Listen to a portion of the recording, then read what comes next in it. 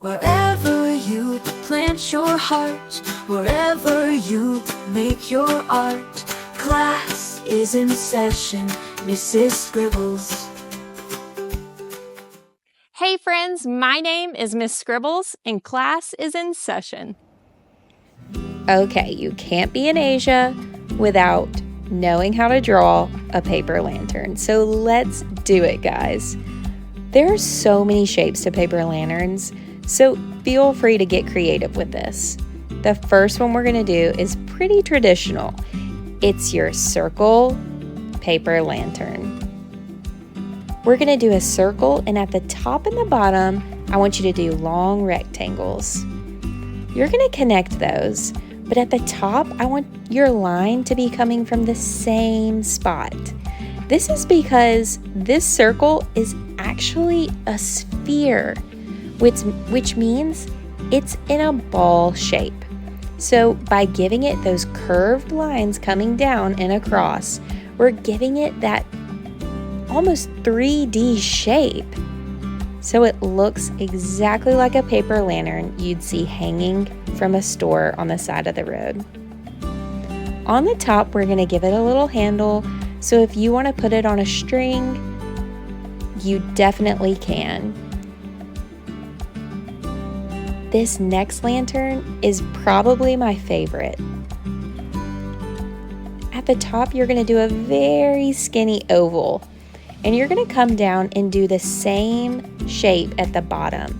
So while it looks like a rectangle, right at the bottom, you're going to curve that line. We're going to give it a handle just like we did our first lantern.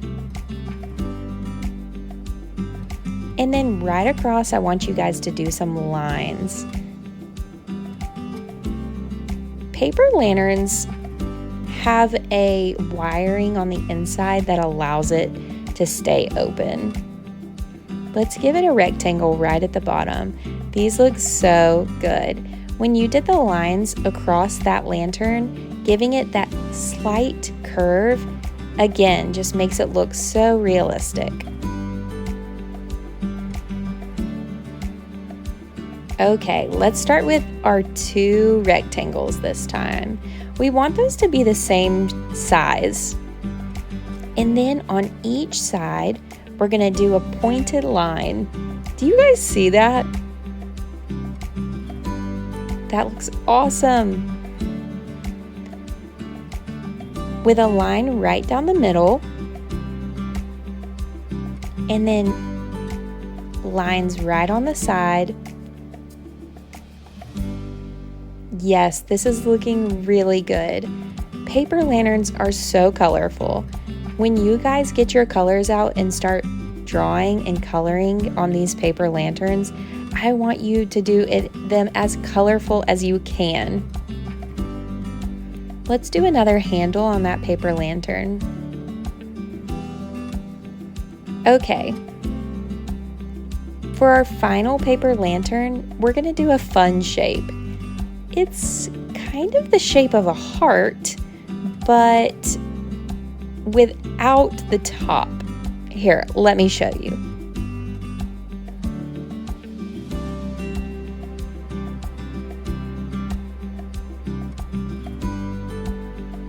Okay, so maybe not a heart, maybe more like a light bulb? I don't know.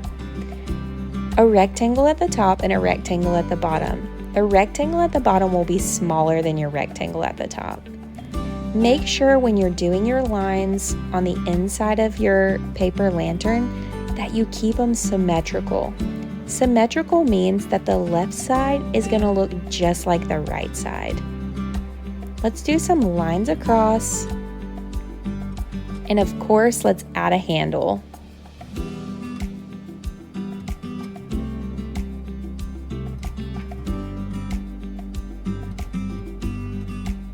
Each of these lanterns are so awesome.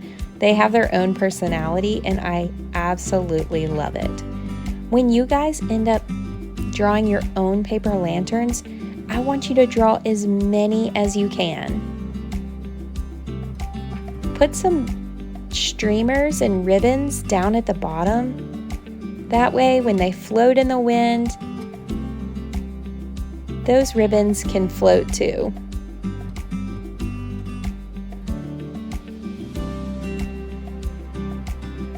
When I'm drawing paper lanterns, I love to put them on a string and hang them between trees or between buildings. I just think they look so good.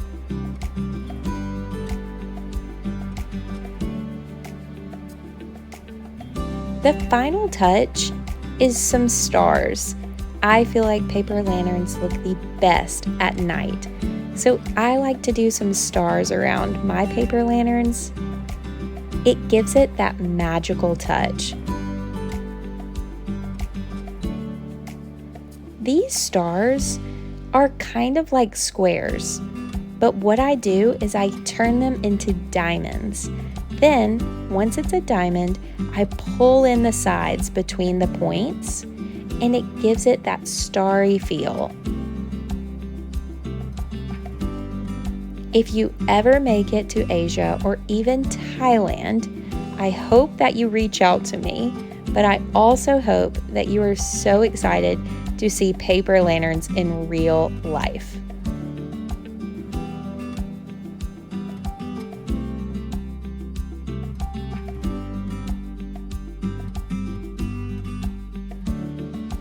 Friends, you did a great job. Let's add some color now.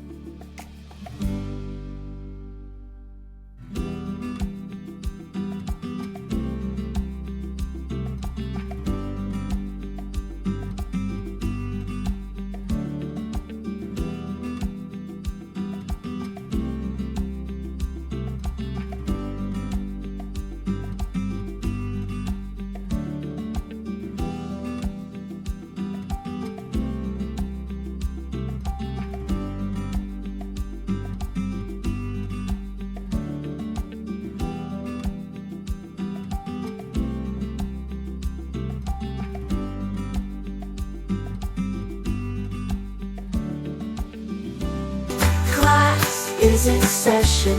Mrs. Scribbles, Mrs. Scribbles.